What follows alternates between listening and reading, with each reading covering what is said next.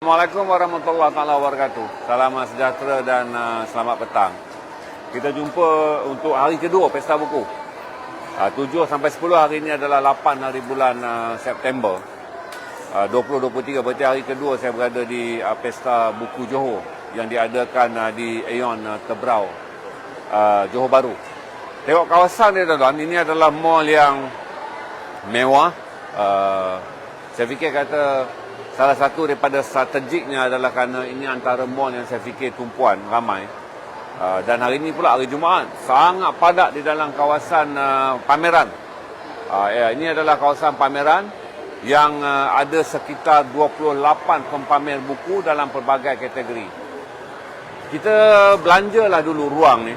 Sambil tu tuan-tuan share, kerana nanti bila kita jumpa saja tempat yang selesa, kita akan mula berbincang tentang masa kecil, buku-buku yang dibaca, kemudian sampailah buku-buku yang mempengaruhi saya masa usia dewasa. Waktu saya kecil tuan-tuan, saya tak pernah hadir ke mana-mana pesta buku. Tak pernah. Sebab satu, mungkin pesta bukunya tak ada, dan mungkin keluarga saya tak mampulah bawa ke mana-mana pesta buku. Saya rasa pesta buku yang saya rasa kali pertama pun tahun 2000-an. Sebab walaupun pesta buku antarabangsa Kuala Lumpur diadakan lebih awal, tapi saya tak pernah hadir ke pesta buku kerana saya mengelak tempat yang ramai dan kerana saya ada misofonia, iaitu gangguan ke atas bunyi yang bising. Dan saya rasa pesta buku yang pertama saya pergi pun 2013 kot. Itu kali pertama saya masuk pesta buku antarabangsa Kuala Lumpur atas jemputan Institut Terjemahan Buku Malaysia kerana saya jadi tamu. Dan daripada keseluruhan pesta buku tu saya cuma hadir dalam 3 kali pesta buku antarabangsa. Tapi saya ceritakan bahawa yang penting adalah buku. Walaupun kita bukan orang yang euforia dengan pesta buku, tapi minat dan juga kemahuan kita membaca. Nanti saya kongsi, ni kita jalan je untuk tengok bangunan Aeon di Johor baru yang menjadi destinasi pesta buku Johor. Yang seronok tuan-tuan, hari ini sangat padat. Tuan-tuan boleh tengok daripada ni, saya boleh tunjuk. Sangat padat dan tumpuan kita boleh nampak bahawa ramai yang dewasa dan juga remaja dan kanak-kanak yang dibawa oleh keluarga untuk mengisi cuti selepas solat Jumaat ni dengan membanjiri kawasan ni, dan yang terdapat 28 syarikat pempamer. Okey, stage berada di sebelah sana, jauh sana tempat saya live semalam tu. Jadi dalam lengkung bulat ni, tuan-tuan hanya akan berdepan dengan 28 pempamer buku yang menjadi sebahagian daripada komuniti buku Pesta Buku Johor. Okay. Saya bawalah tuan-tuan untuk lihat kerana dia ada beberapa pintu masuk yang kita boleh masuk. Sebagai contoh kita kata, tengok. Betapa padatnya. Ini tuan-tuan akan nampak salah satu daripada kejayaan pesta buku ni adalah pada hari Jumaat dan Sabtu Johor cuti. Berarti ramai keluarga yang mempunyai semangat buku mendefinisikan cuti dan waktu lapang kepada anak mereka adalah dengan menyertai apa dipanggil kemeriahan semangat buku. Tuan-tuan boleh lihat sekarang ni pintu masuk dia. Ini antara pempamer yang ada di sini. Buku pelbagai saya dah jalan. Saya dah boleh cari buku kanak-kanak, buku remaja, dewasa, komik, buku agama, buku apalah. Saya fikir kata segala jenis genre buku selagi ada, saudara boleh dapat di bazar buku ni. Ingat, kita ada 2 hari lagi, hari ni, besok dan lusa, kerana 10 hari bulan Pesta Buku akan berakhir. Ingat, Ujang pun ada di sini. Ujang pun ada. Tengah live. Ujang pun tengah live kata dia. Live dalam live. Okey. Ujang tengah live. Ujang ada tapak buku dia di sini kalau tuan-tuan nak. Ni. Ini tapak buku Ujang. Tuan-tuan boleh hadir daripada pintu masuk di sebelah Bonia dan Pedro. Anda boleh jumpa kartunis legend Malaysia. Ujang dan banyak buku bang. Banyak. Ni semua ni. Tengok. Berapa banyak tu? Daripada Tu dia daripada sana. Kalau saudara nak lihat. Ini adalah kedai buku yang adalah bus buku yang dikendalikan oleh Ujang di bawah Big Bear Distributors. Jadi saudara boleh datang beli buku dan dapat sign Abang Ujang. Bukan senang nak nampak abang Ujang di JB sebab dia lebih kerap boleh ditemui di Tasik Kenyir. Jadi menemui Ujang di JB adalah rare tuan-tuan. Ini rare sebab Ini balik Kenyir balik. sebab Ujang sentiasa berada di Kenyir. Jadi kalau dia ada dekat Pesta Buku, bagi saya adalah satu yang menarik bagi Johor Bahru kerana berjaya membawa kartunis terkenal legenda tanah air Ujang untuk hadir dalam sesi hari ini. Kita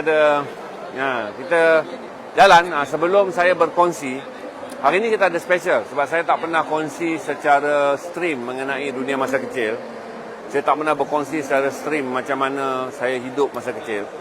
Saya hanya tulis saya selalu kan. Hari ini saya akan cerita dunia masa kecil dan bagaimana novel Sherlock Holmes, novel-novel kanak-kanak seperti Enid Blyton dan Enid Blyton, Nancy Drew Mysteries, buku-buku yang dapat saya baca daripada zaman Sekolah Rendah Iskandar tahun 74 hingga tahun 78. Masa tu perpustakaan masih lagi menggunakan perkataan kutub kanah. Perpustakaan ini saya dah datang kemudian pada era saya sekolah rendah masih lagi menggunakan perkataan kutub kanah. Berjalan dan tuan-tuan tengok pesta. Abang Noor akan bagi gambaran ni 28 lot ni, circle dia tak banyak. Circle dia ringkas tapi tuan-tuan boleh menemui 28 pengedar buku dengan pelbagai genre. Ni macam adik-adik ni, saudara boleh dapat alat tulis dia dekat kedai abang ni di Evo Dynamic. Dapat kat Evo Dynamic saudara akan dapat. Saya fikir kata dia adalah game plan yang bagus untuk anak-anak kerana bila anak-anak datang mereka akan spending pada benda yang bersifat buku. Sama ada membuka buku untuk meningkatkan kecerdasan minda, menyusun ejaan daripada box macam ni kan. Sampailah kepada mereka boleh mendapat buku-buku mengenai 10 kisah kebijaksanaan Abu Nawas. Tengok buku Abu Nawas tuan-tuan. Zaman saya ni high end. Orang baca Abu Nawas ni high end, belum berjaya dikanak-kanakkan. Pembacaan Abu Nawas dianggap sebagai apa yang dipanggil sebagai satira intelektual. Tapi sekarang orang dah pandai, orang menulis dan memindahkan kisah-kisah Abu Nawas untuk membolehkan kanak-kanak memahami kisah seorang yang dianggap sebagai pemikir, seorang filsuf dan seorang pengaruh yang sangat terkenal di kota Baghdad pada zaman gemilang. Kalau tuan-tuan datang, jangan lupa. Kerana selain daripada tuan-tuan nak kanak-kanak, tuan-tuan boleh juga buku-buku yang menarik dari segi bacaan remaja. Ini di Bazar Buku Johor. Ini adalah next publication. Saudara akan dapat lihat Cinta Untuk Sekali Lagi. Jangan marah tuan-tuan, saya dulu baca pun novel cinta. Saya masih ingat lagi novel cinta terbaik yang saya baca, Jalur-Jalur Pelangi oleh A. Jalil, saya lupa. Dan kemudian Musim daripada terjemahan Perancis Andre Moraes yang mempengaruhi saya banyak. Novel-novel cinta adalah pintu masuk yang bagus untuk anda menjadikan anak anda menjadikan buku sebagai habit membaca. Kemudian bila mereka meningkat, mereka akan berpindah mengikut apa buku jenis yang sesuai dengan kedewasaan mereka. Jadi ini saya boleh dapat novel-novel dengan apa yang dipanggil sebagai J-pop ni, dengan cover J-pop, Japanese pop ni yang menarik. Dan macam ni pun saya beritahu saudara, harganya adalah sekitar RM40. Tengok mungkin ada diskaun. Okey? So banyak saya dah tunjuklah tentang buku kanak-kanak, buku dewasa. Dan sekejap lagi saya akan stream. Kita ada berapa angka dah? Kita akan stream dan saya akan berkongsi dunia masa kecil yang selalu hanya saudara baca dalam teks saja. Saya selalu posting tag kan sebab saya tak akan bercerita tentang dunia masa kecil dalam stream yang operatorial. Tapi hari ini kita ada kesempatan kerana stream ni bersifat light and easy untuk buku. Jadi saya akan cerita. Jadi kita cuba dapatkan tempat yang selesa untuk duduk, kita park kamera dan tuan-tuan share bagi mereka yang selalu bertanya macam mana saya membesar, macam mana saya jatuh cinta pada buku, macam mana saya lalui usia remaja.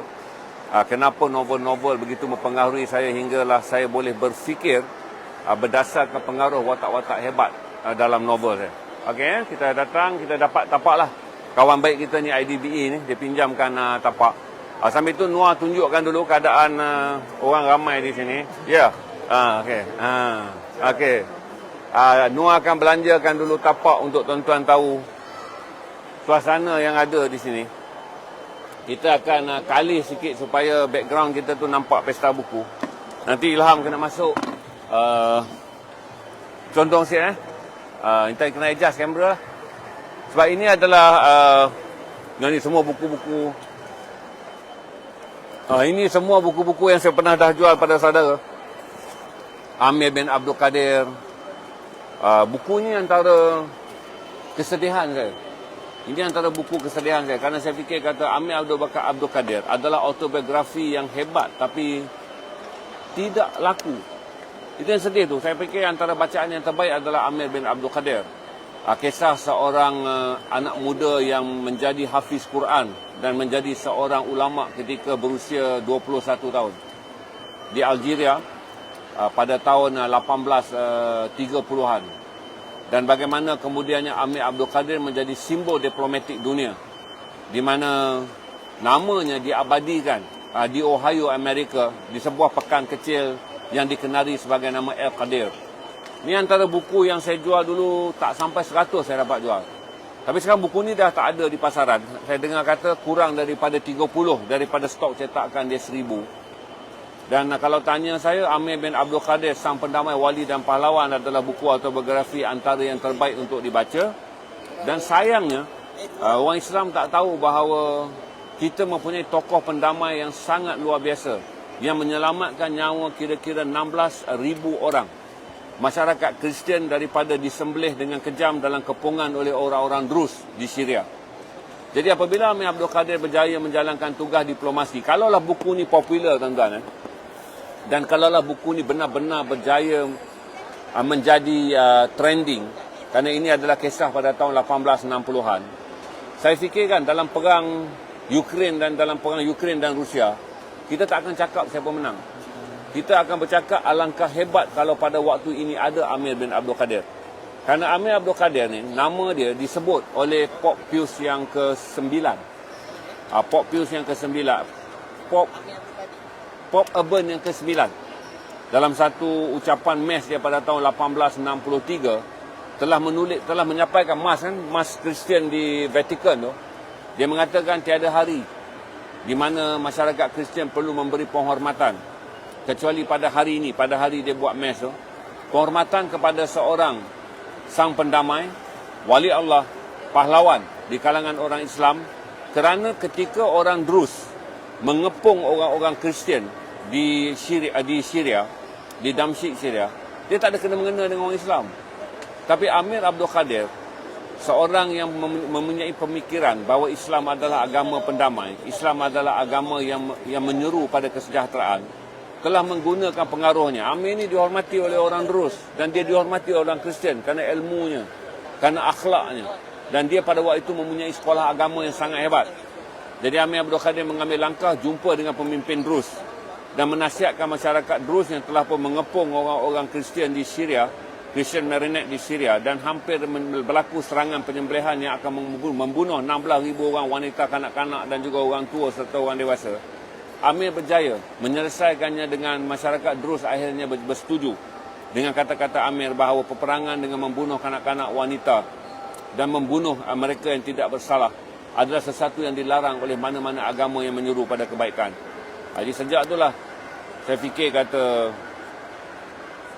kita mungkin bercakap terlalu besar tentang Mandela kerana penentangan ke atas apartheid. Dan naratif Mandela telah membawa pengenalan terhadap Mandela dalam naratif yang Mandela adalah tokoh unggul dalam menentang sistem apartheid tanpa darah. Tapi kita mungkin tak pernah berbincang dengan serius mengenai Amir Abdul Qadir yang dilahirkan di Algeria, kemudian memimpin perang menentang Napoleon Bonaparte ketiga ataupun Julius Bonaparte, kemudian ditangkap, dibuang daripada Algeria pergi ke Iskandaria, Mesir, kemudian melarikan diri secara menyusup daripada Mesir pergi ke Syria, dan kemudian membuka sebuah sekolah pengajian agama sesuai dengan statusnya sebagai seorang ulama, sebagai seorang ahli seorang hafiz Quran. Walaupun dia berperang hampir 11 tahun dengan masyarakat Kristian Itali, bila sampai di Syria, dia membuktikan peperangan dengan masyarakat Kristian, peperangan dengan orang Kristian Itali bukan asbab untuk dia mengizinkan orang-orang Drus. Orang-orang Drus ni adalah dipanggil sebagai orang-orang perbukitan yang tinggal di sempadan Lebanon dan Syria. Dia kata bukan itu sebab dia nak membiarkan orang Drus menyembelih orang-orang Syria Kristian yang tidak bersalah. Itulah menjadikan Amir Abdul Qadir dikenang hingga Presiden Amerika pada tahun 1863, George Washington, menyampaikan ucapan di Capitol Hill setelah menerima perkabaran mengenai perjuangan dan juga usaha damai yang dilaksanakan oleh Amir Abdul Qadir. Presiden George Washington menyampaikan ucapan dan akhirnya bandar Ohio meraihkan perjuangan dan juga rasa terima kasih dengan Amir Abdul Qadir. Mereka menamakan sebuah bandar dengan nama El Qadir. Ini buku yang dulu saya bawa masuk tapi sekarang dah tak ada. Saya dimaklumkan semalam hanya tinggal sekitar kurang 50 buah. Yang saya rasa sedih kerana ini adalah edisi hebat tentang sejarah Islam moden. Kerana Amir Abdul Qadir kejadiannya adalah pada 1860-an. Tuan-tuan dan perempuan, banyak ni semua buku-buku yang pernah saya jual juga. Muhammad Ali, autobiografi yang disusun oleh David Rennick. Autobiografi ni pun menarik. David Rennick ni dia peminat Muhammad Ali.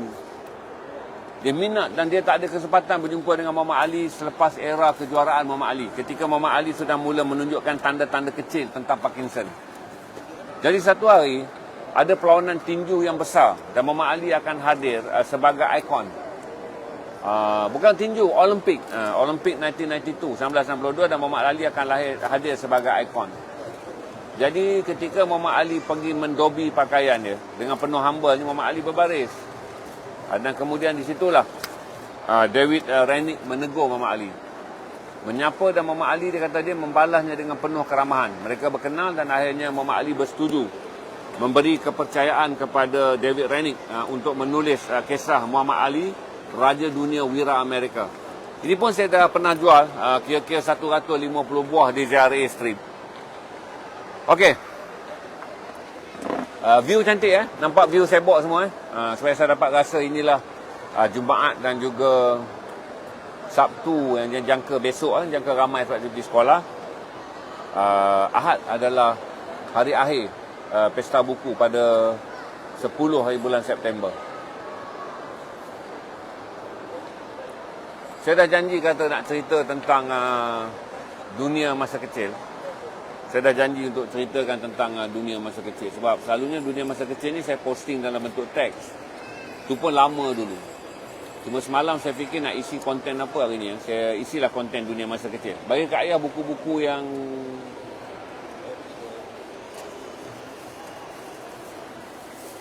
Okey. Bila saya lalu kan, saya tengok koleksi Sherlock Holmes ni. Sherlock Holmes ni. Saya teringat bagaimana pengaruh buku bermula dengan bacaan masa remaja. Saya bersekolah di Sekolah Rendah Iskandar Alostar kerana bapa saya mahukan saya mendapat pendidikan yang baik. Dia hantar saya bersekolah yang sebenarnya sekolah tu anak orang miskin takkan pergi sekolah. Kerana Sekolah Rendah Iskandar Alostar pada tahun-tahun 70-an adalah sekolah yang dikhususkan untuk elit Alostar. Tapi dia terima aja siapa yang sanggup hantar. Jadi saya fikir saya antara 5% dari era pelajar tahun 70-an yang datang daripada keluarga miskin. Kerana bapa saya mempunyai 2 pekerjaan. Mendapat gaji penuh bekerja dengan kerajaan sebagai penyapu sampah di Pejabat Mada Batu 2.5 Jalan Langgar Alostar. Tamat kerja pukul 4 petang. Dan selepas pukul 4 petang, bapa saya akan mengayuh beca hinggalah jam 10 dan 12 malam untuk membolehkan dia membesarkan anak-anak dia. 7 orang anak dia waktu tu. Kemudian jadi 9 orang. 7 orang anak dia. Bapak saya nak besarkan, bapak saya buat 2 kerja. Dan zaman saya ni tuan-tuan, tiada istilah kedai buku yang kita mampu masuk. Kerana kedai runcit untuk membeli beras dan untuk membeli ikan pun, belum tentu kita dapat masuk, apatah lagi kedai buku. Tak mungkinlah pesta-pesta buku macam ni. Tapi kebetulan kerana sekolah rendah Iskandar adalah sekolah yang elit. Dan dulu dalam silibus pendidikan, kita ada waktu yang dipanggil waktu perpustakaan. Sekarang dah tak ada. Dulu dia perpustakaan ni hidup kerana dia ada waktu perpustakaan. Di mana waktu perpustakaan ni, dia pelajar daripada kelas ni akan masuk dalam kutub kanah. Waktu tu dia tak ada istilah perpustakaan, kutub kanah. Pelajar akan masuk dalam kutub kanah. Kita kena memilih satu buku. Kerana waktu perpustakaan ni, dia sebulan 2 kali je. Sebulan 2 kali. Kita masuk minggu ni, minggu depan tak, minggu sekali lagi. Jadi dalam tempoh 2 minggu, kita kena pinjam satu buku dengan kad yang ada di belakang. Kad ni kita tandalah, hantar dan ambil. Dan lepas tu kita kena menulis laporan 1 muka surat mengenai buku yang kita baca. Jadi mau tak mau, kita kenalah baca sebab nanti kita kena menulis laporan pembacaan buku tu. Pada zaman tu tuan-tuan, kerana saya tinggal di kampung kecil kawasan Setinggan, berpindah randah daripada kampung Market Cowboy, Jalan Teluk Wanjah, kampung belakang stadium, berdekatan stadium Darul Aman Al-Usta yang sekarang adalah pejabat IPK Police Contingent. Kemudian berpindah ke kampung Pumpung, berdekatan dengan kelab Diraja Kedah. Dulu kelab lumba kuda Diraja Kedah, apabila sampai era lumba kuda diharamkan, dia dikenali dengan nama kelab Diraja Kedah. Bila kita pergi pinjam buku di library dan kita kena baca. Kita kena baca sebab bila kita nak hantar buku, kita kena menyerahkan satu laporan 1 muka surat kepada guru kelas kita tentang buku yang kita baca. Dan dah tentulah saya senang nak menghabiskan buku-buku yang nipis beginilah untuk budak sekolah sebab 2 minggu. Kerana bila balik ke kampung saya tu, saya tinggal di rumah saya tu dalam perkampungan Setinggan yang miskin. Kita tak ada TV. Kampung saya sangat terasing kerana di belakangnya Sungai Kedah, di depannya jalan raya. Jadi saya tak ada kawasan bermain. Kampung tu sangat kecil. Tak ada padang bola, tak ada tanaman permainan kerana dia ada kira-kira 8 buah rumah setinggan yang tinggal di atas tanah. Sebahagian besarnya adalah rizab Jabatan Parit dan Saliran, dan sebahagian tanah itu adalah dimiliki oleh tuan tanah. Jadi saya ada banyak masa membaca. Jadi kita habiskanlah hari-hari yang sunyi kerana tak banyak aktiviti yang kita boleh buat adalah dengan membaca buku. Jadi waktu tu saya sangat minat dengan tulisan-tulisan Enid Blyton, Hardy Boys, Nancy Drew Mystery lah, Sherlock Holmes ni. Dan bagusnya tuan-tuan, pada waktu tu dia dah ada option kerana buku-buku ni diterjemahkan sejak zaman saya kanak-kanak. Jadi kita dah boleh baca dah buku-buku tu dalam bahasa Malaysia. Jadi bila saya tengok tajuk buku ni, saya teringat. Sampai saya tengok tajuk buku ni, barulah saya teringat apa yang sebenarnya mempengaruhi saya tentang investigation. Saya baru hari ni recognize, umur saya 56 tahun. Kenapa saya minat dan sangat teliti tentang investigation, dan kenapa akhirnya saya memilih meninggalkan platform saya yang boleh menghalakan diri saya kepada kewartawanan politik, kepada lebih pada kewartawanan penyiasatan. Ketika kerjaya saya memuncak pada tahun 1990-an sampailah tahun 2000 hingga saya pencet. Rupa-rupanya masa kecil saya dibentuk oleh kegarahan membaca siri-siri penyiasatan, Sherlock Holmes, Hardy Boys dan Nancy Drew Mystery. Hardy Boys dan Nancy Drew Mystery juga menjadi siri TV yang popular pada tahun 80-an, tapi saya dibesarkan oleh novel-novel terjemahan dia. Jadi hari ini saya cerita ni begitu banyak ni Sherlock Holmes ni. Saya jadi terkejut kerana hari ini kata penjualnya Sherlock Holmes ni mempunyai puluhan edisi. Tapi yang dibawa ke pesta buku ni 5 edisi je. Dan dijual dengan harga diskaun RM10 satu. RM10 satu. Dan sekarang saya nak bagi tahu pada tuan-tuan, untuk yang kanak-kanak kan, baru hari ni baru saya perasan, rupanya masa kecil ketika orang suka baca buku tentang sang kancil, orang cerita buku-buku sains pengembaraan, orang cerita tentang buku-buku mengenai dunia haiwan, buku-buku mengenai pengembaraan. Saya tak minat. Saya lebih membaca Enid Blyton, seorang penulis yang menulis banyak fiksyen mengenai kanak-kanak dan remaja yang sukakan penyiasatan bagi kes-kes yang penuh dengan jenayah ataupun penuh dengan misteri. Jadi bila sampai sini saya teringat, saya suruh anak saya beli. Saya kata, sang ayah jumpa ayah tengok bahawa rupanya daripada kecil naluri dan juga teknik berfikir ayah dipengaruhi oleh novel-novel asas yang mengajar bahawa membongkar kebenaran adalah satu perkara yang sangat luhur. Baru saya faham, tuan-tuan, kenapa saya sangat-sangat obses tentang membongkar penyelewengan. Kenapa saya merasa bahawa kerjaya saya sebagai wartawan memuncak bukanlah kerana saya dapat interview one-to-one dengan Dr. Mahathir, bukanlah kerana saya dapat interview one-to-one dengan Tun Daim Zainuddin, one-to-one dengan tokoh-tokoh korporat yang terkenal. Tapi saya lebih ingat pengalaman-pengalaman saya menjalankan kewartawanan penyiasatan ketika di Akhbar Cetak, di Utusan, kemudian di NTV7 dengan edisi siasat, di Majalah 3. Kemudian saya mengendalikan bilik berita. Kalaulah ada isu-isu yang bersifat penyelewengan, saya akan tekankan sebagai keutamaan sebagai berita headline. Rupanya saya dipengaruhi oleh watak-watak dalam Sherlock Holmes dan watak-watak dalam penulis Enid Blyton. Kerana Sherlock Holmes ni, kalau cerita legend lah, siapa yang membaca sama ada dalam bahasa Inggeris ataupun dalam bahasa Melayu, generasi 60-an mungkin menemuinya dalam bahasa Inggeris. Tapi bagi saya yang melalui dunia sekolah rendah pada tahun pertengahan 70-an hingga hujung 70-an, saya dah dapat menemuinya dalam bahasa Melayu. Jadi bila baca-baca ni, saya fikir pada tuan-tuan dan perempuan sekian, mengenai orang selalu tanya saya mengenai bagaimana kita nak membina minat kita terhadap membaca. Minat kita terhadap membaca tak boleh dipaksakan. Zona saya masa kecil, inilah zona dia. Kerana saya tinggal di kampung yang sangat tertutup, miskin, tak ada apa-apa. Setiap rumah hanya ada sebiji lampu je, di mana lampu tu akan berada di tengah-tengah bumbung.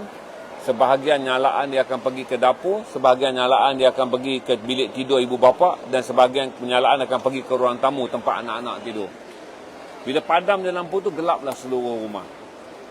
Dalam kampung saya pula ni, tinggal orang yang paling berjaya adalah arwah Pak Wang Kepiah. Dia tu orang yang paling berjaya sebab dia ada perniagaan kepiah. Jiran saya ni kebanyakan adalah bekerja sebagai guard, bekerja sebagai buruh. Dan macam saya kata tadi, bapa saya adalah penjawat awam yang bekerja dengan MADA. Kemudian dengan tahun-tahun 70-an gaji sekitar RM180 nak menyara 5, 6 dan kemudian 7 anak. Dengan sewa rumah waktu tu RM25 sebulan. Dan kemudian saya tinggal pula berdekatan dengan sungai. Dan kerana dia sungai di pinggir bandar, budaya mandi sungai ni tak ada. Sebab saya tinggal di Pumpung ni, jarak dia dalam 4 km kot ke pusat bandar. Jadi tak ada budaya mandi sungai kerana dia berada dalam keadaan sungai yang sangat dalam bandar. Satu adalah kotor, yang kedua kita dah ada akses air. Jadi saya tak adalah kehidupan nak pergi ke belakang dan mandi sungai. Maka buku-buku ni lah saya ingat. Bila saya pinjam, saya baca dekat tangga rumah saya, tangga kayu rumah saya. Dan dalam kampung saya, ada sebuah rumah yang agak mewah. Agak mewah tapi masih lagi dalam kategori orang susah. Di mana berandanya adalah beranda batu. Jadi saya akan duduk atas batu beranda tu dan saya akan baca. Saya akan baca mengisi hari-hari saya yang sunyi. Dan barulah saya tahu tuan-tuan hari ini kenapa saya boleh membuat ulangan baca. Sebab bila cikgu bagi pinjam satu buku dalam tempoh 2 minggu, dan buku tu nipis macam ni, kecil, pocket book. Masa tu semua pocket book. Oh, saya teringat, saya kata dekat anak saya, oh, abang ayah faham kenapa ayah mempunyai kebolehan dan mempunyai minat untuk mengulang baca. Sementara 2 minggu nak hantar balik. Hari-hari balik sunyi. Sabtu dan Ahad cuti Kedah, Jumaat dan Sabtu tak buat apa kan. maka kita akan membaca buku ni berulang-ulang. Baca berulang-ulang. Jadi kadang-kadang dalam tempoh 2 minggu tu, minimal kita baca 2 kali, maksimum kita boleh baca sampai 3 kali. Oleh kerana saya fikir kata, di zaman-zaman kemiskinan, dia boleh memberikan saya lebih ruang untuk berada dengan buku. Dan kerana di kampung saya tu, rumah setinggan tu hanya 8 biji. Di sebelah kanan saya tu ada tembok besar dan didiami oleh seorang doktor yang sangat kaya. Nama dia Dr. Fu, mendiang Dr. Fu. Yang menghimpit kampung saya adalah sebuah rumah sangat agam, dimiliki oleh seorang usahawan Cina yang sangat terkenal. Di depan rumah kepala kampung saya tu dimiliki oleh sebuah rumah yang sangat besar, didiami oleh marhum Syarifah Ruqyah, yang saya pernah cerita sebagai jiran, nenek, keluarga Said di tempat saya tu yang sangat mulia. Saya pernah cerita dah semua. Jadi oleh kerana 3 segi ni adalah diapit oleh kemewahan rumah besar, kampung kami yang memiliki rumah-rumah papan yang tercorot, yang dinaiki air pada waktu banjir Sungai Kedah, yang sunyi, tak ada orang memiliki TV, dan yang ada hanyalah radio. Jadi kita tak banyak-banyak option. Jadi dengan itu saya membaca dengan begitu banyak. Tuan-tuan dan perempuan, bila saya ingat minat membaca itu telah menanam minat investigatif. Kerana dalam semua buku-buku Sherlock Holmes, buku-buku Enid Blyton, siri dia memang siri bagaimana remaja menyiasat. Penyiasatan-penyiasatan yang mudah untuk remaja.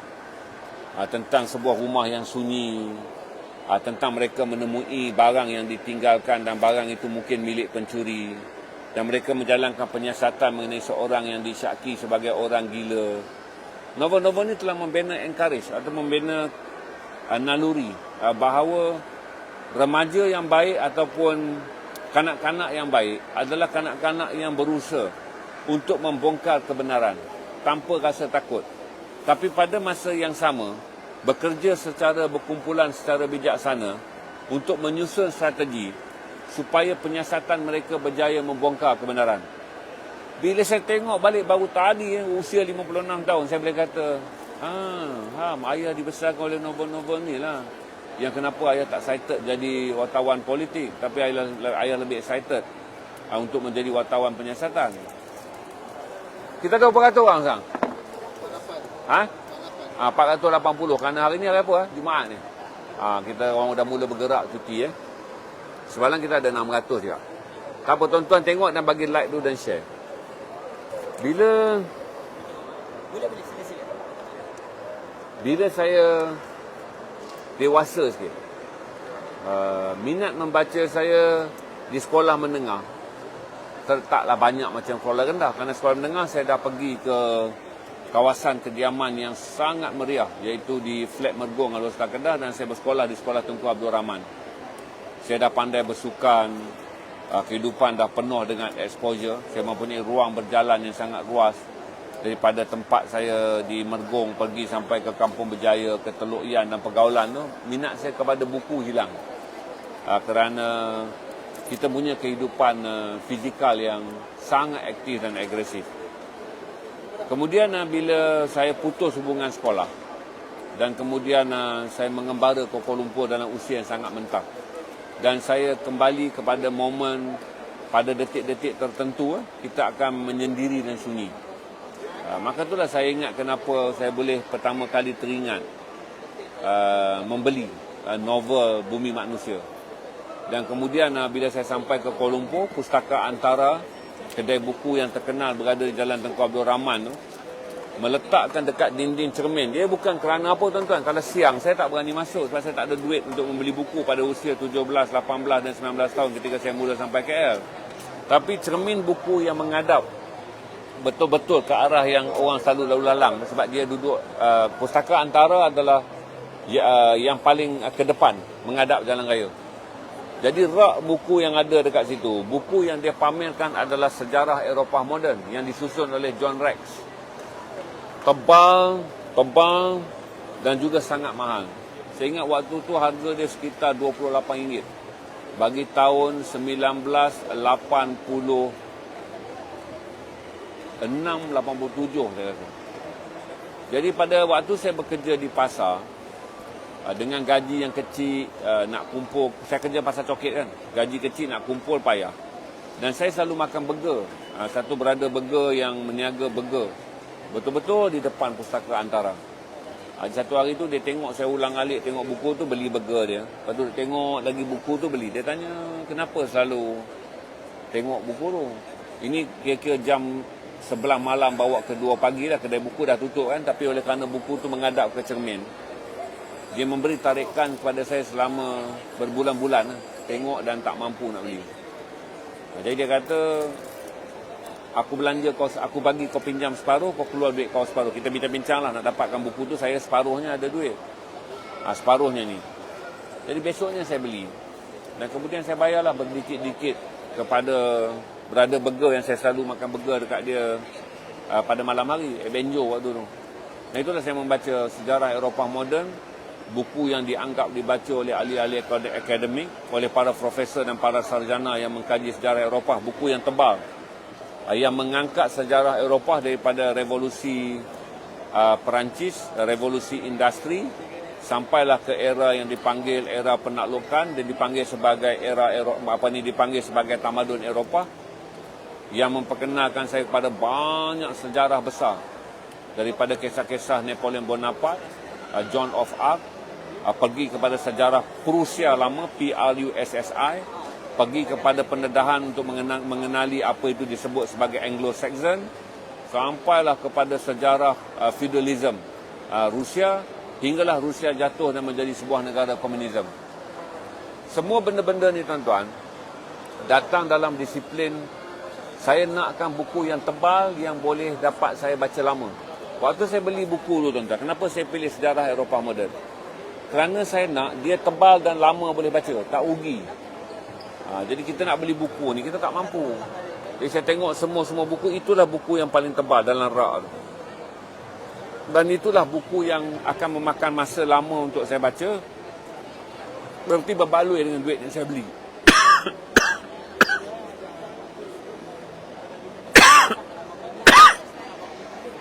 Dan buku tu jadi berbaloi kerana sejarah Eropah moden yang dibaca oleh budak berusia 18 dan 19 tahun yang tak pernah masuk ke universiti dalam pengkhususan mengenai sejarah, yang tak pernah menerima pendidikan asas tentang Eropah, yang tak pernah tahu tentang sistem feudalism di Eropah serta jatuhnya feudalism dalam revolusi Perancis 1790. Orang yang tak pernah mengenali jargon akademik. Saya baca buku dan saya pernah cerita pada tuan-tuan, sampailah sekarang kalau saya baca buku tu lagi, saya tak akan memahami sepenuhnya. Tapi buku tu telah menjadi satu ketagihan saya membaca selama saya ingat 87, 94 saya kerja di utusan, saya masih baca. Mungkin sampailah saya pergi ke Astro. Berarti tahun 96 saya kerja di Astro. Jadi buku tu berada dekat dengan saya dengan hampir 9 tahun. Dan 9 tahun ni tuan-tuan baca 20 muka surat, sangat meletihkan. Sebab kita tak ada asas tentang sejarah Eropah, tapi kita baca. Sampai dekat Joan of Arc, dia sangat memeningkan. Sampai dekat Marie Antoinette, jadi lagi memeningkan. Sampai dekat krisis revolusi Perancis, dia sangat memeningkan. Tapi itulah yang saya panggil Jainism minda. Kerana proses memahaminya adalah menguatkan otot minda. Menguatkan fokus dan menguatkan kemahuan kita untuk melihat benda yang sukar dan bagaimana kita nak tangani pemahaman dia. Itu yang saya share dengan tuan-tuan tentang bagaimana buku investigatif, buku penyiasatan kanak-kanak dan remaja yang saya baca mendorong saya merasa obses bahawa nilai yang baik dalam kehidupan adalah kemahuan semua orang bertanggungjawab untuk mendedahkan mengenai kebenaran. Dan persahabatan yang baik, kerana novel-novel ni kalau terutama Enid Blyton, dia semua tentang setia kawan. Dan persahabatan yang baik adalah kita berkawan dan bekerjasama dengan rakan-rakan kita untuk menyiasat dan mendedahkan tentang kebenaran. Dan dalam buku-buku Enid Blyton juga diajar, selain kita mahukan kebenaran, kita bekerjasama untuk kebenaran, kita mesti bijak dalam menyusun rangka penyiasatan. Jadi saya fikir daripada kerangka-kerangka awal, buku kanak-kanak yang kita baca tu, dia dah membina spektrum ataupun menyusun puzzle. Dalam minda kanak-kanak saya ni, 3 perkara dalam satu. Hendaklah kamu percaya bahawa nilai-nilai hebat yang ada pada seorang remaja adalah dia cintakan kebenaran. Dan nilai ini menjadi lebih hebat kalau dia bergabung dengan rakan-rakan seusianya untuk mendedahkan tentang kebenaran. Dan di dalam pergabungan tu, mengikut plot cerita tu pula adalah menggunakan kebijaksanaan untuk menjalankan, menjayakan misi membongkar kebenaran. Dalam plot tu akan ada perbalahan, akan ada ketidaksepahaman mengenai remaja-remaja yang mempunyai pandangan yang berbeza bagi menyelesaikan tiap-tiap kes berdasarkan buku ke buku. Sebab Enid Blyton ni, Hardy Boys dan Nancy Drew Mystery ni, dia panjang, banyak siri dia. Sebab itu adalah buku yang dianggap sebagai buku legend bagi bacaan remaja Inggeris pada tahun 60-an. Kemudian dibawa masuk ke tanah air kita dan mempengaruhi. Tahun 80-an dia ada TV siri. Itu saya share dulu kalau tuan-tuan ada. Hari ni kita buatlah Q&A kerana kita senang, admin depan saya je. Jadi kita boleh buat Q&A supaya tuan-tuan boleh tanya, boleh bagi tanya tip. Saya rasa mak ayah yang banyak tonton, tak banyak, tak mungkinlah kanak-kanak. Tapi tuan-tuan boleh tanya tip. Ni tanpa ampun ni. Lama saya tak naikkan ni. Spencer Chapman ni. Dia pernah box office dia. Saya bawa masuk 200 ke ZRA stream. Kita berjaya menjualnya habis dalam tempoh 2 minggu kot. Untuk 200 buah buku berat mengenai jungle survival yang ditulis oleh seorang tentera British yang datang ke tanah air Malaysia daripada Australia. Dia seorang England tapi dia menjadi guru perang gerila. Dia menjadi pelatih perang gerila di Australia. Bila berlaku Jepun menyerang Malaysia, dia telah dihantar oleh pihak British untuk membantu askar-askar British yang hampir kalah perang dan telah berundur sampai ke Teluk Intan. Jadi bila dia sampai tahun 42, tentera British telah berundur jauh sampai ke Teluk Intan di Perak. Kemudian Spencer masuk. Bila Spencer masuk, dia memimpin pasukan gerila untuk menentang tentera Jepun. Bila askar-askar British lari ke Singapura dan kemudian memilih untuk berundur dengan kapal HMS Malaya tu, dia memilih untuk tidak berundur. Jadi dia berada di dalam hutan di Malaysia, memimpin angkatan perang askar Melayu, bertempur secara gerila dalam perang 3 penjuru, iaitu memerangi Jepun sebagai penjajah dan memerangi juga komunis yang mau mengambil alih negara pada waktu tu. Jadi dalam buku ni dia cerita detail. Dan watak Spencer Chapman ni ada dalam filem Sarjan Hassan. Kalau Sarjan Hassan saudara tengok ending dia tu kan, di mana P. Ramlee sebagai Sarjan Hassan telah bertemu dengan seorang lelaki British untuk melancarkan serangan terakhir di antara sempadan hutan Negeri Sembilan dan Melaka tu. Itulah watak Spencer yang P. Ramlee rakamkan sebagai tanda penghormatan kepada F. Spencer Chapman yang memilih untuk bertahan di dalam hutan selama 4 tahun hinggalah Jepun berundur. Spencer balik ke United Kingdom pada tahun 46 jadi guru. Kemudian kerana dia menjadi wira British hanya di tanah Melayu, maka dia tidak menerima apa-apa penghormatan. Dia tidak menerima apa-apa pingat seperti wira-wira British yang berjuang dalam perang yang lebih besar di tempat-tempat yang lebih terkenal kerana perang Melaya tak popular. Jadi Spencer ni hidup dengan sangat humble. Menjadi guru pada tahun 40-an hinggalah dia bertemu dengan West, W-E-L-S-H. West ini adalah kawan dia.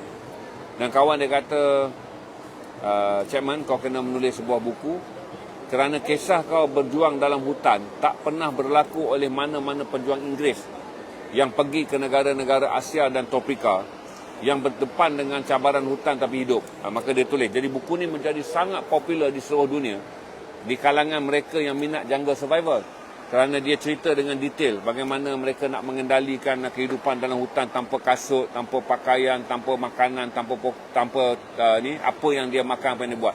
Tapi lebih seronok kalau baca sejarah ni. Chapman ni macam sejarawan. Dia tulis tarikh lengkap. Jadi bila baca ni saya lebih faham sejarah Perang Dunia Kedua. Bila Jepun masuk, Kedah jatuh macam mana, waktu dia sampai dan turun di Selangor. Dia telah dimaklumkan askar Jepun dah sampai ke Teluk Intan. British telah kalah dengan teruk dalam tempoh yang sangat cepat. Apabila tentera British masuk pada Disember 41, tahun 42 tu British dah hampir kehilangan separuh daripada kekuatan dia di Semenanjung, dan British kelihatannya akan melepaskan Semenanjung Tanah Melayu kerana ketidakupayaan untuk fokus dengan perang menentang Jepun di Asia, dan British juga sedang mengalami serangan daripada Jerman di Eropah. Jadi saudara dapat dua dalam satu buku ni. Sherlock Holmes ni dekat kedai apa nama dia? Kita tak ada jual online lah. Tak ada jual online. Tuan-tuan pergi ke online dia. Saya rasa Sherlock Holmes ni murah, satu RM10, satu ni RM8 saya rasa. Tadi Ilham beli ni diskaun kot, RM5.40. Ada susah tak untuk kadang-kadang? Kanak-kanak lah saya baca, saya cerita tadi. Booth nombor 25. Kalau nak beli online kita tak boleh tolong tak apa. Kalau nak beli online, kenapa nama kedai tu? Tak, bagi tahu nama kedai, nanti dia orang boleh cari dekat Facebook dia. Pergi dekat Facebook Aliran Ilmu. Aliran Ilmu Resource. Aliran Ilmu Resources. Aliran Ilmu Resources. Dia ada berpuluh-puluh tajuk, yang dia bawa 5 je ke sini. Kalau tuan-tuan nak, dia jual RM8 tadi satu RM10. Satu RM10. Saya beli satu set tadi. Sebab dia kata berset-set ada, tapi yang tinggal di meja dia sekarang yang ini je. Saya beli satu RM10. Saya tak... Tak apa pun, boleh dapat kat IDB. Boleh dapat direct. Kalau nak beli online pun boleh beli kat saya. Nanti saya akan ambil pada IDB, ataupun saudara beli je di Shopee IDB. Kalau saudara nak lock dekat ZRA Stream, RM80. Itu hari saya berhenti masukkan sekejap sebab saya bagi laluan pada Imam Ghazali. Tanpa ampun, sangat-sangat laku. 200 buah saya habiskan dalam tempoh 2 minggu. Laju. Tanpa ampun, saya tahu senario dia, dan dia buku yang saya baca. Yang saya baca pun saya rasa pesona dia. Terutama saya tak banyak tahu tentang sejarah dari kacamata askar yang memimpin tentera British yang berundur. Kemudian bila British lari dengan ke Singapura dalam filem Lieutenant Adnan tu, hujung di Bukit Timah, lari dan meninggalkan tanah Melayu, dia memilih untuk kekal dan memimpin orang-orang Melayu berjuang di hutan dengan pengalaman dia sebagai komando terlatih dalam perang gerila. Itu yang watak dia P.Ramlee kredit dalam filem Sarjan Hassan. Kerana P.Ramlee mahu orang tahu, walaupun sedikit dekat ujung cerita je kan, bila dia orang nak rampas balik markas Jepun di Melaka tu.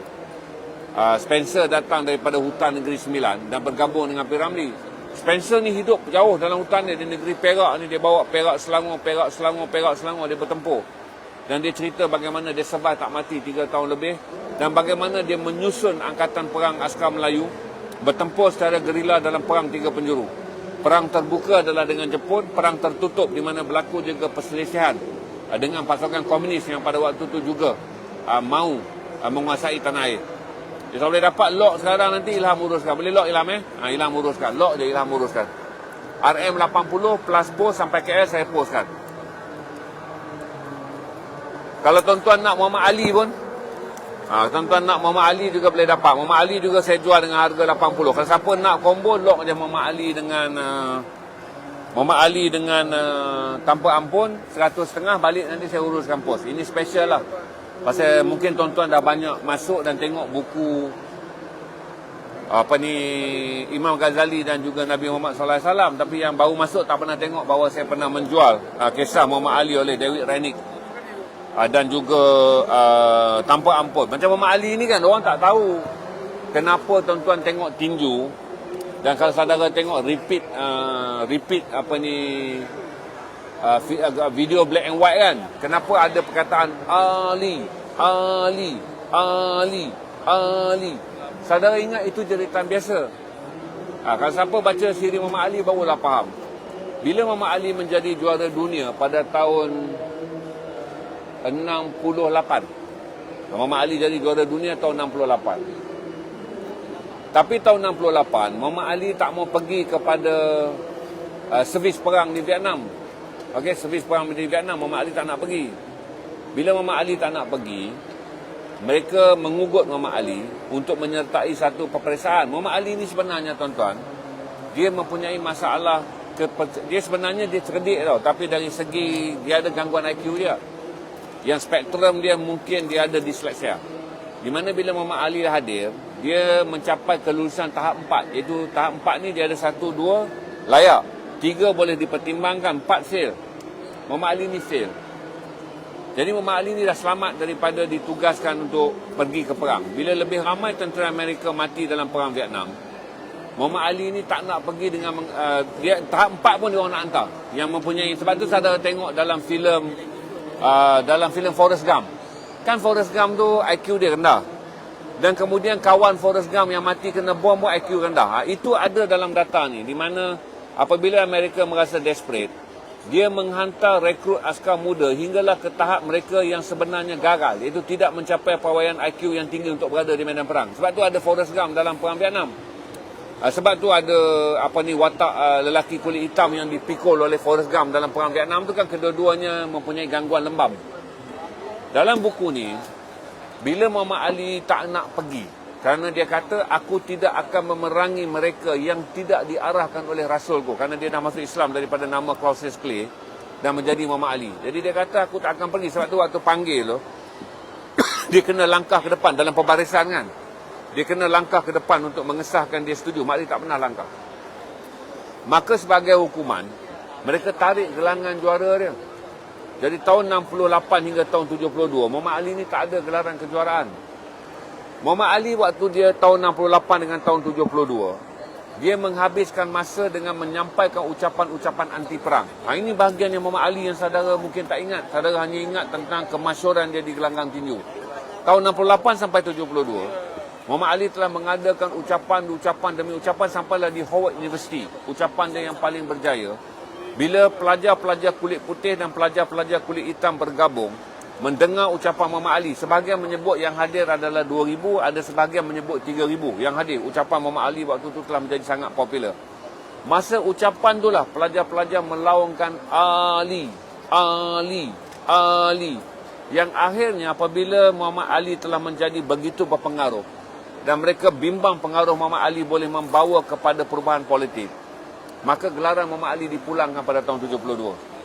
Bila 72, Muhammad Ali kembali ke gelanggang tinju, orang mengulang kembali apa yang dipanggil fenomena Ali pada tahun 68 hingga 72, di mana sebagai jago tinju dia boleh mempunyai pengikut untuk menyedarkan rakyat Amerika menentang perang. Sebab tu bila dia lawan, dia ada lawangan Ali, Ali, Ali. Lawangan tu bukan berlaku di Vegas. Lawangan tu bermula di Howard University. Sokongan pelajar kulit putih dan pelajar kulit hitam kepada perjuangan Muhammad Ali untuk mendesak rakyat Amerika bangkit dan mendesak Presiden, waktu itu adalah Presiden Nixon, untuk berundur daripada perang dan kemudiannya menghalang anak-anak muda Amerika dihantar untuk mati secara sia-sia dalam perang Vietnam. Kalau saudara nak lock combo ni, saudara lock. Ada soalan apa tak? Kita easy going je petang ni. View saudara dapat tengok. Sekali Abang Noah belanja view Abang Noah ni, ramai orang datang ni. Abang Noah belanja view, nanti kalau ada soalan tanya. Ham jadi admin. Ada soalan apa orang tanya? Berapa ratus orang? 500 capai? 570.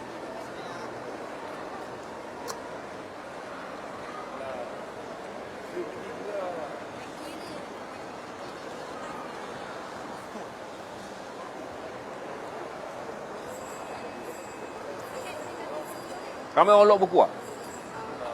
4 orang. Kalau nak nanti dapat, saya bolehlah carikan. Amir Abdul Khadir yang dah tak ada. Kalau siapa nak buku Tanpa Ampun yang sold out ni, Tanpa Ampun ni, Spencer Chapman, dan nak dengan buku Muhammad Ali, saya boleh dapatkan. Muhammad Ali saya jual tak sampai 100 buah. Tapi Spencer Chapman ni sold out. Tapi terganggu kerana saya terpaksa fokus membantu Imam Ghazali, jualan Imam Ghazali. Kerana Imam Ghazali tak cantik nak di-pair dengan Spencer. Saya pairkan Imam Ghazali pada waktu tu dengan buku Sayyidina Abu Bakar. Kemudian saya pair lagi dengan masukkan semula buku Nabi Muhammad SAW.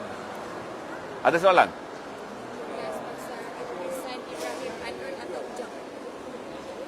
Tak, saya tak tahu. Tak tahu kalau tanya Ujang. Dia Ujang, nama dia Ibrahim Anon. Saya kawan baik dengan Ujang daripada Central Market. Tadi ada pakcik daripada Kedah yang jumpa dengan saya tengah live tak ni? Okey. Okey. Dia jual Tufat Al-Nafis. Tufat saya kena beli online. Tufat An-Nafis untuk membaca sejarah. Tufat An-Nafis ni saya kena beli daripada online, saya tak jual. Tufat An-Nafis, Tufat Terengganu ni bacaan tak popular. Kalau tu orang tanya ni rare lah, saya respect lah kalau saudara baca. Saya baca Tufat An-Nafis ni daripada pengaruh Zain Kasturi. Untuk memahami Tufat klasik yang ditulis pada abad yang ke-16. Ya, dia ditulis pada abad yang ke-17. Tahun 16 berapa dah dia ditulis oleh Raja Ali Haji. Kemudian disunting pada tahun abad yang ke-19, 1832. Dia disunting sebagai suntingan akhir. Dia ditulis pada tahun 1630-an oleh Raja Ali Haji. Kemudian 200 tahun kemudian tu turun kepada Raja Haji. Dia disunting dan dilengkapkan. Maka itu lengkaplah Tufat An-Nafis. Sebuah tufat yang baik. Selain daripada sejarah Melayu, Tufat An-Nafis ni adalah antara yang terbaik. Tapi saya fikir dia memerlukan orang Melayu yang benar-benar ingin faham runut bangsa untuk baca. Walaupun dia bercakap tentang sekitar Riau, Bugis dan sebagainya. Tapi bagi kalau kita nak faham tentang apa yang dipanggil sebagai kerumpunan Melayu, kepelbagaian, dan tambah lagi dia didorong oleh latar Islam yang sangat kuat. Kerana Tufat An-Nafis ditulis di kota peradaban Islam. Kerana kota peradaban Islam pada abad ke-16, abad yang ke-17 sampailah abad yang ke-19. Kota peradaban Islam datang daripada Riau Linggau, di bawah peringat oleh kerajaan Raja Ali Haji dan Raja Haji ni. Sebab tu orang tanya dengan kita kan, kenapa bahasa Melayu ni yang dituturkan oleh 300 juta penduduk Asia ni, penduduk rantau Melayu ni, kenapa dia prominent? Sebab kalau rantau di Indonesia, penutur bahasa Melayu asal ni dari lingkungan ni kurang 20 juta. Di Malaysia ni penutur bahasa Melayu ni campur dengan orang Melayu saja ni kurang daripada 20 juta. Dan penutur-penutur kecil. Tapi kenapa jumlah 30 juta orang yang menjadi pendukung runut bahasa Melayu ni berjaya menjadikan bahasa Melayu sebagai bahasa rasmi bangsa Melayu? Orang tak tahu. Kerana apabila Islam berkembang, dia berpengkalan di kerajaan Riau, Peringat. Okey, Islam berkembang. Hindu berkembang, dia berada di dalam kepulauan Tanah Jawa, di mana masuknya bahasa Sanskrit. Kerana kitab-kitab suci agama Hindu yang datang 600 tahun ke dalam era Melayu tu dibawa dalam bahasa Sanskrit. Itu ada perkataan suara kan, suara. Ada perkataan suami, ada perkataan bima, ada perkataan sakti, ada perkataan dewa. Ini adalah pengaruh-pengaruh bahasa Sanskrit yang masuk dan berada dalam rantau suku Melayu pada era Hindu. Bila pada era Islam dan dia menjadi penyebaran yang kukuh adalah kerana nak mendapatkan sumber teks mengenai Islam, mengenai hukum hakam Islam, mengenai apa saja mengenai Islam. Dia datang daripada kota yang menjadi tapak pengembangan Islam, iaitu Riau Peringat ni. Sebab tu bila dia berkembang bersama dengan Islam, dia telah berkembang dengan bersama bahasa Melayu. Itu menjadikan akhirnya bahasa Melayu menjadi bahasa yang prominent. Adalah seorang argue isu ni, dia kata habis orang Langkawi cakap apa pada waktu tu. Janganlah tanya soalan bodoh. Kita sedang bercakap dalam masterpiece yang besar. Dulu saya basuk dah di YouTube. Dia kata, habis batu macam mana nak letakkan negeri Kedah? Janganlah tanya soalan bodoh. Sebab tu saya kata kan, hidup ni jangan buka diri dan tengok di luar tingkap. Buka ilmu dan tengok seluruh dunia. Yang kita cakap adalah peradaban. Di mana tanah Indonesia yang dikuasai oleh bahasa Jawa akhirnya akur bahawa bahasa ilmu yang muncul dalam era moden Melayu adalah bahasa yang dibawa oleh kitab-kitab Islam. Jadi nak dapat akses pada ilmu Islam, semua orang kena tahu bahasa Melayu. Jadi peradaban ilmu moden dalam era Islam dibangunkan oleh kitab-kitab Melayu. Maka kitab-kitab Melayu menyerap dan akhirnya apabila terbentuk negara-negara pasca kolonial, Indonesia memilih bahasa Melayu walaupun penutur bahasa Melayu adalah minoriti. Itu yang saya tanya tu. Nanti janganlah pula pergi ketawa saya, habis orang Langkawi, orang Penang cakap apa waktu tu. Kita sebut tentang menjadikannya sebagai bahasa runut oleh atas pengaruh apa? adalah atas pengaruh Rio Lingga yang pada waktu itu adalah sebuah kerajaan yang mendokong peradaban Islam melalui penulisan teks-teks Islam yang menyebar ke seluruh Nusantara, dan akhirnya selain Nusantara menyatukan kita semua di bawah Islam, Nusantara juga menyatukan kita di bawah bahasa Melayu. Maka akhirnya kita disebut bangsa Nusantara. Ada soalan lain? Saya nak minta orang lock buku capai 10 ni hari. Jangan buat sedih. Walaupun saya tak aim jual buku. Tapi tonton lock lah bagi 10. Sebab saya ni buku ni tak ada di garas, tak ada di JR Stream tau. Saudara lock nanti saya kena ambil khas untuk saudara. Sebab kita tak ada dalam jadual. Sebab kita dah naikkan buku ni 200 buah dulu. Kita naikkan buku ni. Lepas ni dalam jadual kita adalah untuk menghabiskan Imam Ghazali. Mempromosi semula buku Nabi Muhammad SAW yang saudara boleh lock juga. Pasal buku ni memang stok dah ada dekat JR Stream.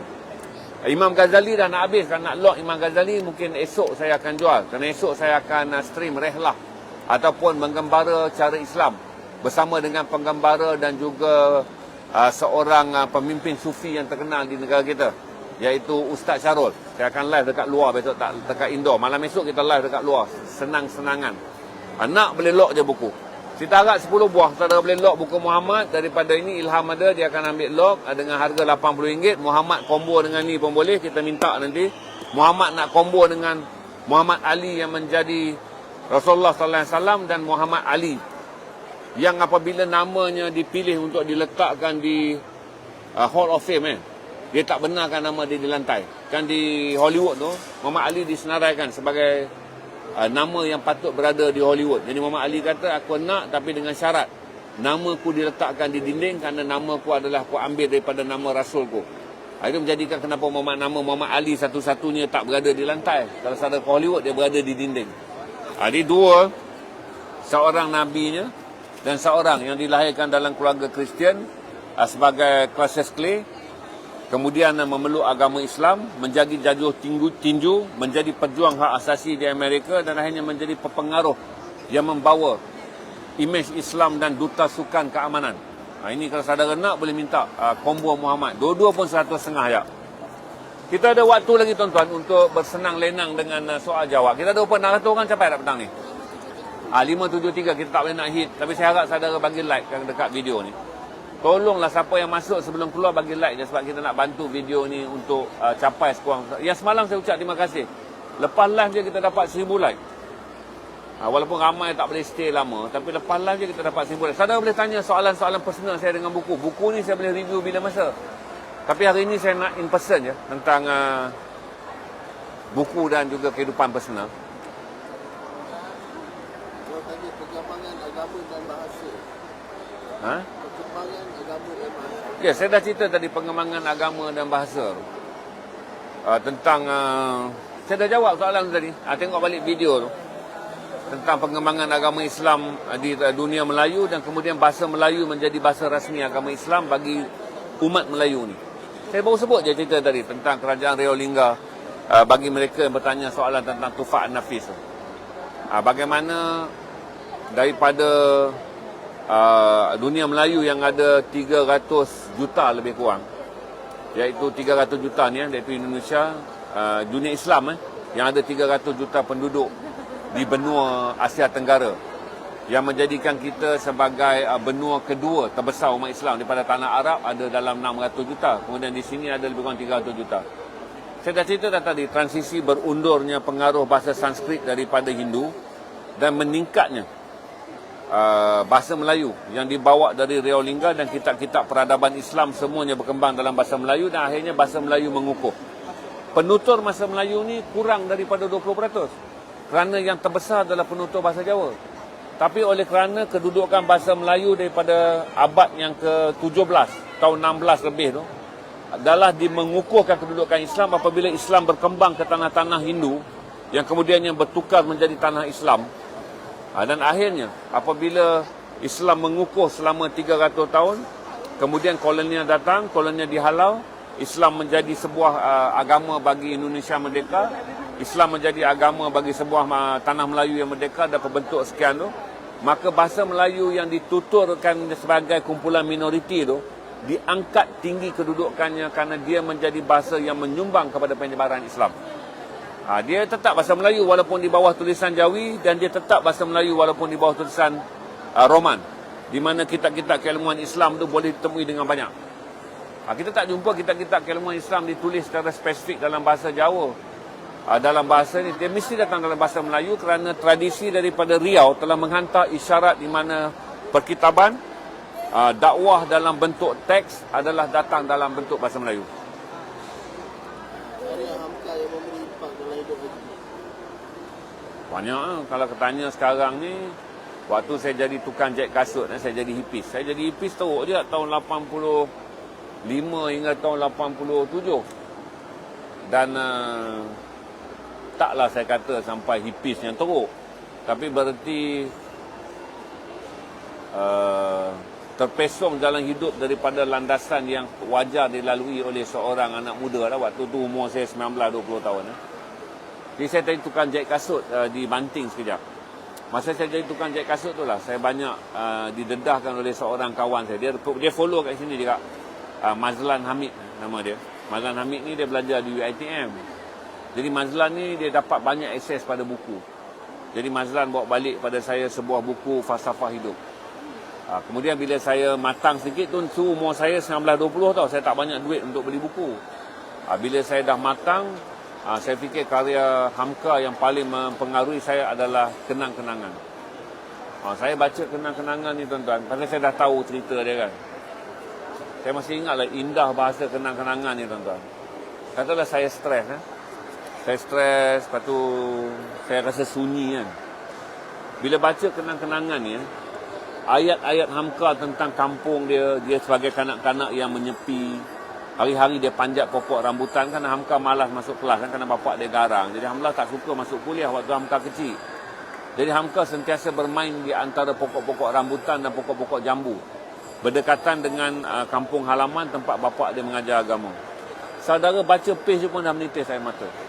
Sebab kita akan teringat kampung, kita akan teringat Buya Hamka yang hidup kemudiannya menjadi seorang legasi agamawan yang sangat hebat.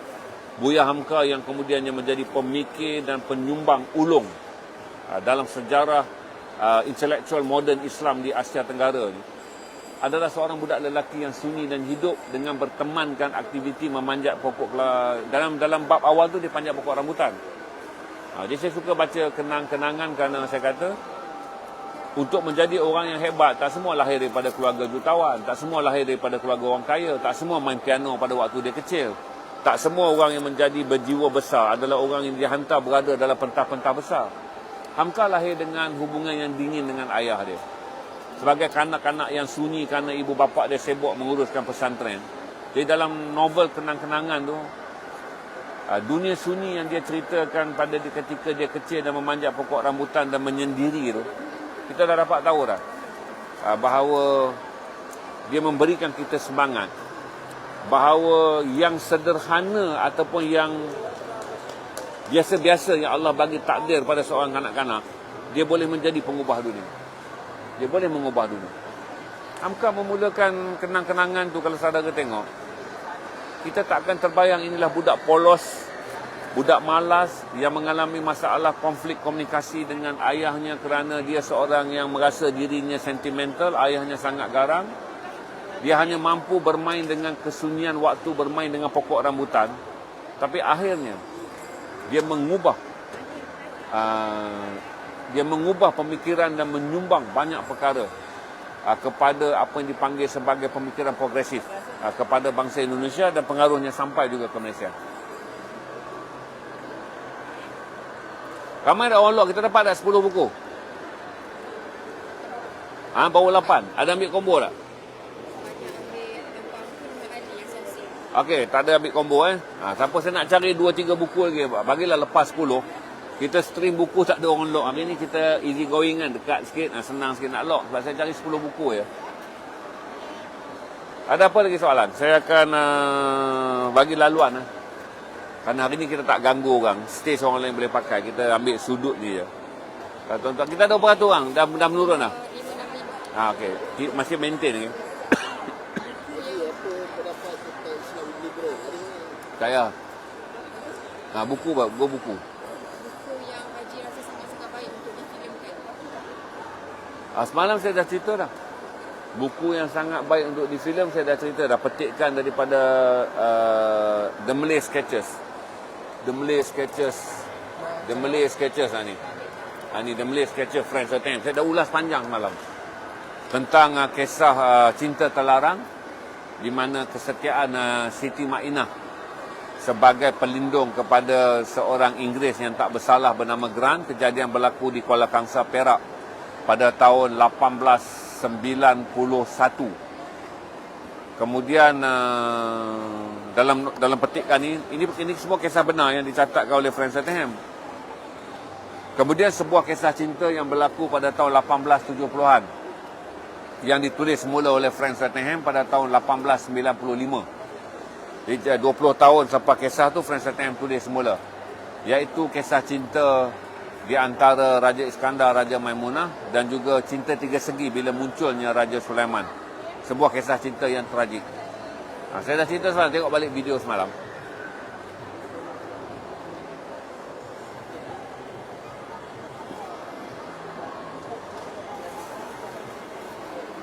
Kita jangan pergi pada topik bukan buku.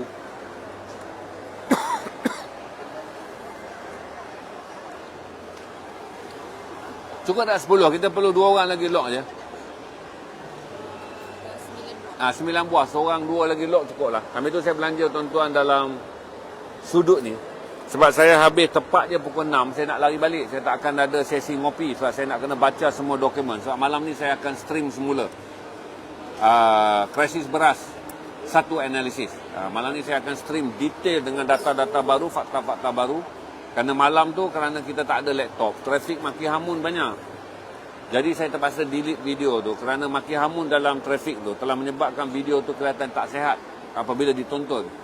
Jadi malam ni kita ada admin kita 2 orang, masuk je yang mana menjadikan isu tu sebagai isu kurang harmoni, kita akan kick. Dan saya susun data-data baru.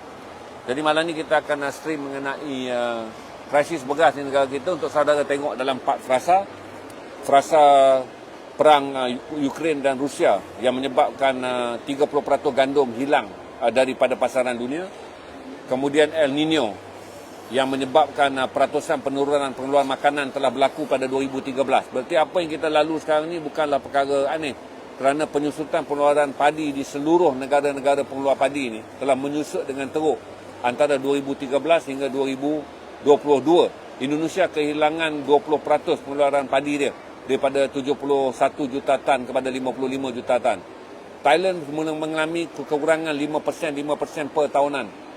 Sekarang Vietnam pula akan mengumumkan mereka akan mula mengurangkan 5% setiap tahun pengeksportan padi mereka bagi membolehkan tahun 2030 mereka tidak lagi mengeksport 40% daripada padi mereka. Jadi kita akan bincang panjang. Bukan setakat seorang boleh beli 100 kg. Itu adalah langkah yang saya fikir tidak kondusif ataupun tidak koheren, tidak holistik.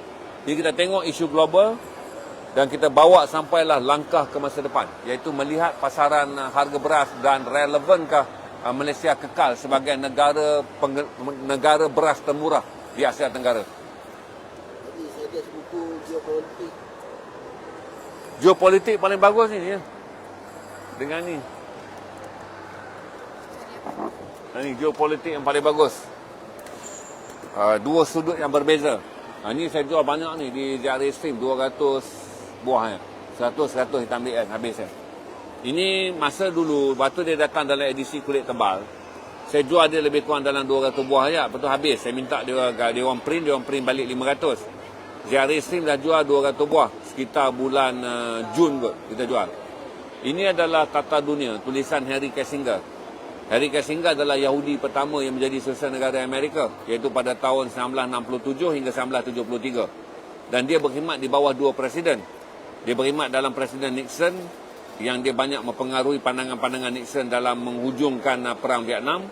Dan kemudian dia bekerja dengan selepas Nixon kalah, naik Presiden Gerald Ford. Kerana Gerald Ford dan Nixon kedua-dua Republikan, maka mereka mengekalkan dia sebagai Sultan Negara. Jadi dia menjadi Sultan Negara Amerika selama 6 tahun.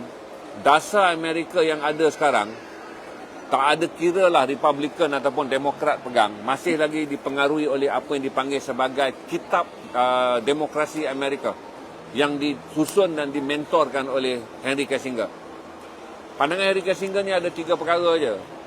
Amerika harus mengekalkan kuasanya di Eropah untuk memastikan dia memiliki rakan tumbuh ekonomi yang kemudiannya duduk di payung dia. Amerika harus kekal berpengaruh di Asia supaya negara ini menjadi negara pemasaran yang besar untuk Amerika mengeksport dan meraih kekayaan dalam kuasa beli. Kemudian Amerika harus mengekang kebangkitan Islam supaya tiada lagi Empire Ottoman muncul dalam era moden. Itu je prinsip dia. Sebab tu kan tengok Amerika punya plan tak akan lari sampai sekarang dengan 3 cara Henry Kissinger mempengaruhi dasar luar Amerika. Kemudian dipadankan dengan buku ni pula. Henry Kissinger masih hidup, tahun ni dia genap 100 tahun. Hari ni tahun ni dia genap 100 tahun. Dan kemudian ni adalah anak didik Henry Kissinger. Ini adalah Michael Pillsbury. Michael Pillsbury ni dia ejen yang dilatih khas untuk membeli dan mendapatkan rahsia daripada tokoh-tokoh kanan dalam Parti Komunis Cina. Jadi dia menubuhkan pasukan Hawkeye, mata helang, di mana pasukan ini menerima dana daripada White House dan Pentagon, FBI, untuk menjalankan risikan, merasuah secara senyap dan membeli maklumat-maklumat penting tentang strategi China.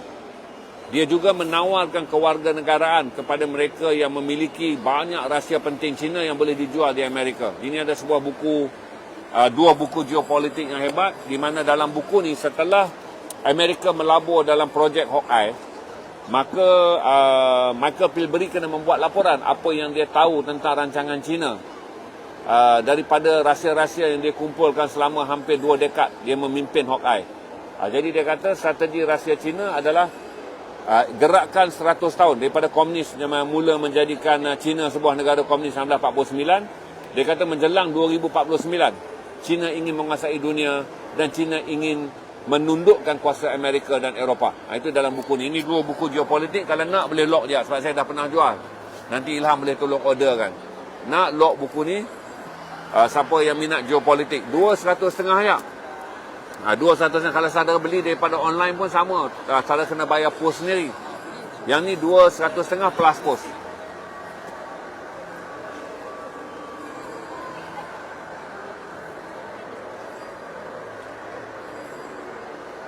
Okey.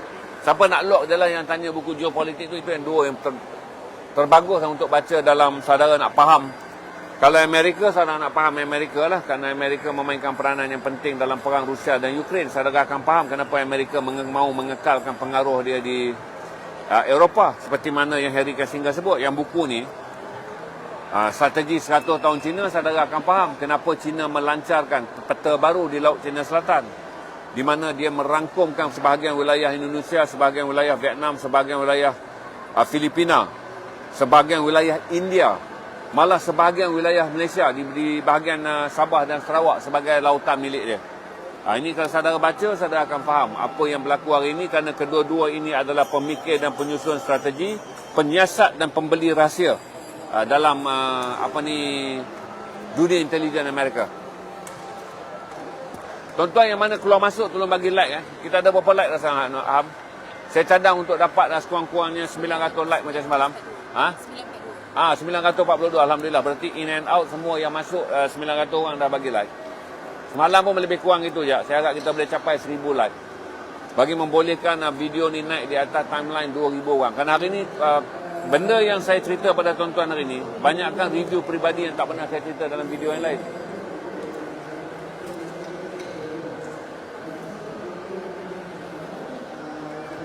Masih ada 500 lebih lagi sustain semua Ini orang-orang yang bermasa lapang.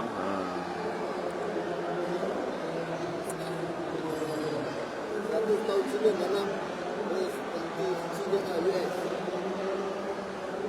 100 tahun China dalam pandangan US. Ini Pillsbury dah menulis. Ini adalah laporan daripada dengar video saya jelas untuk kena faham 100 tahun China dalam pandangan US. Inilah sebab Pillsbury ni dia tubuhkan Hawkeye yang dana dia telah ditaja oleh kerajaan Amerika. Dia ni adalah seorang perisik Amerika yang terkenal. Ini mentor dia. Ini mentor dia, ini mentee dia. Cuma mentor dia adalah Yahudi totok yang berwarga negara Amerika dan memegang jawatan yang sangat kanan. Dia ni pula adalah seorang strategis yang menjalankan operasi kerahsiaan selama 20 tahun dia diberi dana. Dia membeli rahsia daripada pemimpin-pemimpin komunis yang belot ataupun menjual rahsia kerana inginkan wang, dan dia membawa keluar ramai. Kalau saudara tengok semua orang-orang Cina yang memiliki kedudukan kanan dalam perkhidmatan kerajaan komunis yang mana belot ke Amerika tu, semua adalah mereka yang berpindah ataupun belot ketika zaman Hawkeye. Jadi dalam inilah Pillsbury menulis bagaimana dia melihat ancaman komunisme ke atas Amerika yang China rancang daripada kesinambungan 1949, kemudian era Mao Zedong, era Zhang Yiming, sampailah era sekarang yang dipimpin oleh Xi Jinping. Baca buku ni kalau saudara nak tahu, kerana dia telah memberi amaran kepada Amerika untuk memahami cara berfikir China. Ketika Presiden Trump jadi presiden, kan dia ni dah rehat lama dah, dia dah usia dia pun dah dekat 80. Bila dia dah berehat lama, bila Trump menang presiden itu hari, penggal Trump selama 5 tahun, dia dilantik kembali sebagai penasihat keselamatan isu mengenai China. Kerana dia adalah seorang ekstremis anti-China di bawah kerajaan Republikan. Bukan ekstremis, dia adalah seorang penggagas anti-China di dalam polisi kerajaan Republikan. Saudara boleh dapat buku Michael Pillsbury ini. Okey, kita dapat 10 buah dah. 12 buah. Saya ucapkan ribuan terima kasih. Tuan-tuan semua tolong bagi like, kerana saya balik awal untuk baca semua data yang kita nak stream di bawah beras malam ni. Assalamualaikum. Terima kasih daripada Pesta Buku kita belanja. Daripada Pesta Buku Johor. Tadi saudara tengok opening. Ni sekarang keadaan di tapak Pesta Buku Johor yang akan berlangsung terus besok 9 hingga 10 hari bulan. Ramai-ramai datang. Saudara boleh dapat macam-macam jenis buku. Assalamualaikum, jumpa lagi 9 malam nanti daripada Paragon Hotel, Johor Bahru.